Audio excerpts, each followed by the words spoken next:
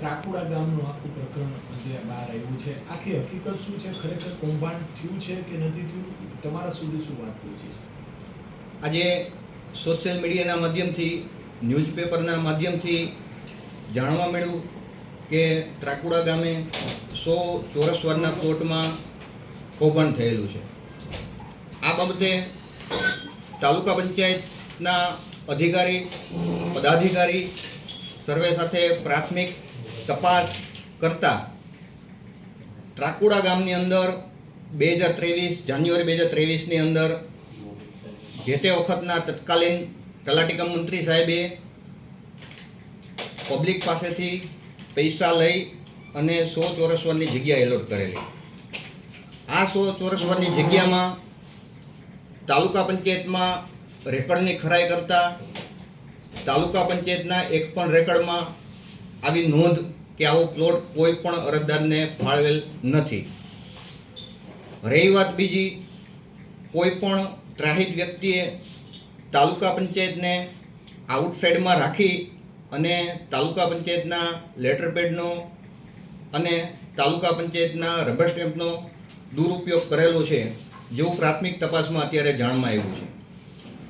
આ બાબતમાં તાલુકા પંચાયતના ઉપપ્રમુખ તરીકે તાલુકા વિકાસ અધિકારી સાહેબ સાથે ચર્ચા કરતા આ બાબતમાં કોઈ પણ અધિકારી, કર્મચારી કે પદાધિકારી કોઈ પણનો રોલ હશે એમના ઉપર કાયદેસરની કાર્યવાહી કરવાની તાલુકા વિકાસ અધિકારી સાથે ચર્ચા કરી લીધી છે. બીજી બાજુ ભારતીય જનતા પાર્ટીના સૈનિક તરીકે, એક જવાબદાર વ્યક્તિ તરીકે આપ તમામ પ્રેસ મીડિયાના મિત્રોના માધ્યમથી કહેવા માગું છું કે આ બાબતમાં કોઈ પણ અધિકારી, પદાધિકારી કે કર્મચારીની સંડોવણી હશે તો એક પણને છોડવામાં નહીં આવે. તાલુકા પંચાયતના નામે જે લોકોએ ખરાબ વ્યવહાર કરેલો છે, ચાહે ત્રાહિત વ્યક્તિ તરીકે કોઈ પણ આવશે, એમને તાલુકા પંચાયત દ્વારા બાંધછોડ કરવામાં આવશે નહીં અને કાયદેસરની એમના ઉપર કાયદાકીય રીતે પ્રોસેસ કરવામાં આવશે. લાગે છે શું તમને આમાં કૌભાંડ ખરેખર થયું છે કે કાગળ ઉપર છે? ત્યાં ખરેખર પ્લોટ વેચાઈ ગયા છે? કોઈએ લીધેલા છે? કેટલામાં લીધેલા છે?